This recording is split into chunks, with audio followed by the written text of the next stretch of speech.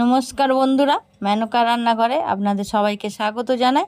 তো বন্ধুরা, আমি আজকে নতুন একটা আবার রেসিপি নিয়ে চলে এসেছি। আবার ফুলকপি দিয়ে মাংস। তো কীভাবে বানাচ্ছি আপনাদের সঙ্গে শেয়ার করছি। চলুন বন্ধুরা, রেসিপিটা বানিয়ে দেখাই।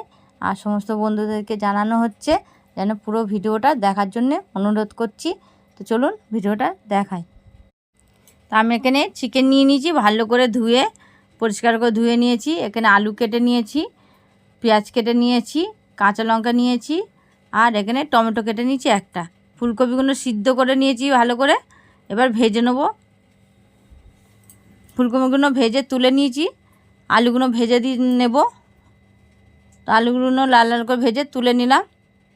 এবার ফোড়নে দিয়ে দিচ্ছি তেজপাতা আর গরম মশলা দিয়ে দিলাম, গোটা গরম মশলা দিলাম। এবার পেঁয়াজগুলো দিয়ে দিলাম, কুচি রাখা পেঁয়াজগুলো দিয়ে দিলাম। পেঁয়াজগুলো ভেজে নিতে হচ্ছে। তো পেঁয়াজগুলো লাল লাল করে ভেজে নেব। তো যে সকল বন্ধুরা আমার ভিডিওটা দেখছো, তো দয়া করে একটা লাইক করে দেবেন আর একটা সাবস্ক্রাইব করে দেবেন।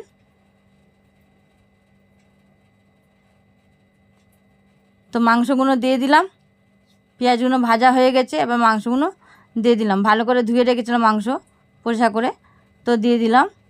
দিয়ে ভালো করে কষে নিচ্ছি, এভাবে নাড়াচাড়া করে একটু ভাজা ভাজা করে নিচ্ছি। এবার টমেটো দিয়ে দিলাম, কুচি রাখা টমেটো, কাঁচা লঙ্কা দিয়ে দিলাম। দিয়ে আবার ভালো করে নাড়াচাড়া করে নিচ্ছে। এভাবে একটু ভেজে নিলে কী হয়, মাংসের যে একটা গ্যাস হয় সে গ্যাসটা থাকে না, গন্ধটা একটু, ওই জন্য পেঁয়াজের সঙ্গে একটু ভেজে নিচ্ছি।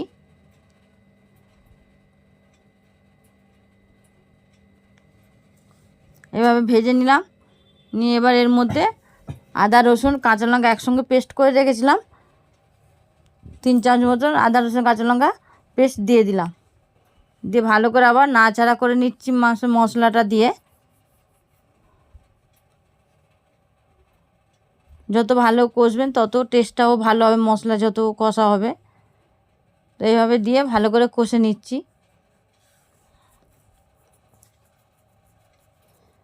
হলুদ গুঁড়ো দিয়ে দিলাম,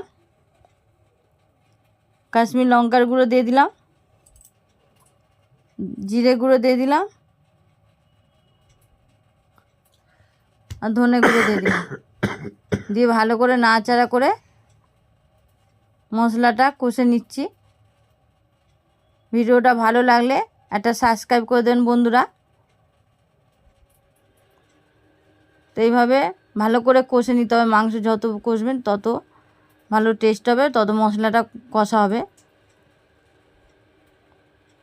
তো এবার ভেজে রাখা আলুগুলো আগে দিয়ে দিলাম। আমি এখানে আলু দিচ্ছি, আপনারা চাইলে আলু নাও দিতে পারেন, শুধু ফুলকপি দিয়ে করতে পারেন। তো আলুগুলো দিয়ে ভালো করে কষে নিচ্ছি।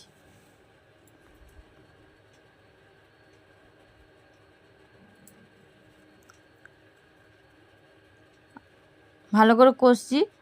কষা হয়ে গেলে ঢাকা দিয়ে একটু কষে নেবো। তো ঢাকা দিয়ে দিয়েছি, দিয়ে একটু কম আঁচে রেখে এটাকে কষে নিচ্ছি। দেখুন একদম কষা কষা হয়ে এসছে, তেল বেরিয়ে এসছে।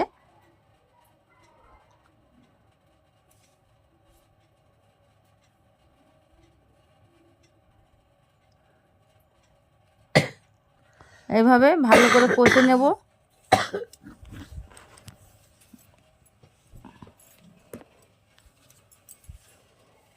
ভেজে রাখা ফুলকপিগুলো দিয়ে দিলাম। ভেজে রাখা ফুলকপি দিয়ে ভালো করে আবার কষে নেবো কিছুক্ষণ। ফুলকপি দিয়ে মাংস খেতে খুবই ভালো লাগে, খুবই টেস্ট হয় খেতে। তো এইভাবে ফুলকপি দিয়ে মাংস করে দেখবেন, খুব ভালো লাগবে। তো এবার আমি জল দিয়ে দিলাম, ভালো করে কষে নিয়ে জল দিয়ে দিলাম।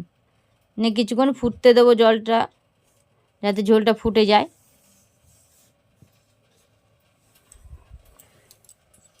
ঢাকা দিয়ে আবার কিছুক্ষণ ঝোলটা ফুটতে দেবো।